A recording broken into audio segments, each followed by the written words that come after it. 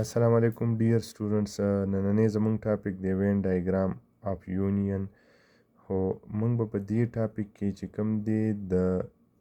دوو سیټونو په منځ کې یونین کو او هغه به موږ په وین ډایګرام باندې شو کو خو کنډیشن دا دی چې وین A and B are disjoint set چې کله دواړه سیټونه disjoint set سي او د هغې په منځ کې موږ څه چل کو یونین کو نو د هغې وین ډایګرام به زموږ څنګه نو ګوره ډسجاینټ د دې نه مخکې موږ لیکچر کې ویلي دي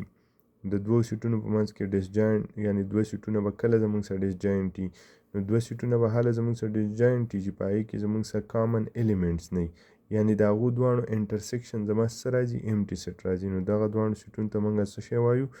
دغې ته موږ ډسجاینټ سیټ وایو نو اوس موږ دا دوه سیټونه دي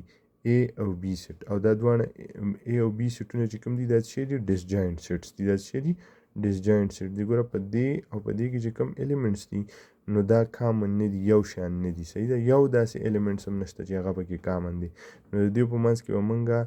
یونین څنګه معلومو یونین خو آسان دی موږ به څنګه معلومو د دوه سیټونو په منځ کې هغه خو آسان دی خو دا به موږ په وین ډایګرام باندې څنګه شو کوو یعنی د دې وین ډایګرام به زموږ څنګه نو ګوره دا اگزامپل پې موږ کوو تاسو به پې آسان پوه شئ دا یو زموږ سره یونیورسل سیټ دی که تاسو له یونیورسل سیټ درکلی او ټیک ده که نه یو درکلی دې نه بغیر تاسو هم کولی شئ صحیح ده نو زه به څه چل وکړم د دې دواړو سیټونو په منځ کې به زه یونین معلوم کړم نو A یونین B is equal to A سیټ زما څه شی دی 1 2 3 یونین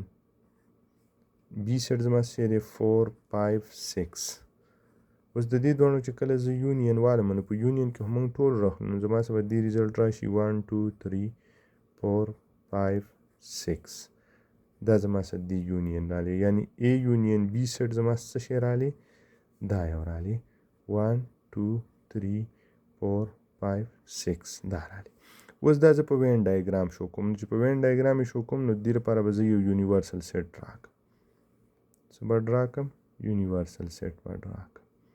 دا زما سره یونیورسل سیټ شو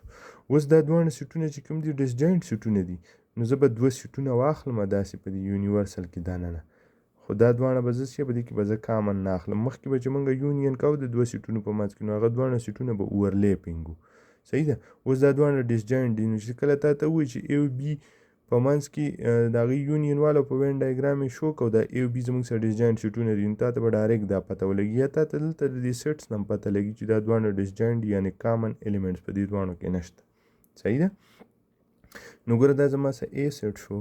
دا زما سره B سیټ شو په دې A کې زما سره کم کم الیمنټس دي 1 دی 2 دی 3 دی په B کې زما څه دی 4 دی 5 دی 6 دی په ټوټل یونیورسل سیټ کې زما څه دي 1 2 3 4 5 6 7 دي که نه نو 1 2 3 4 5 6 دا شو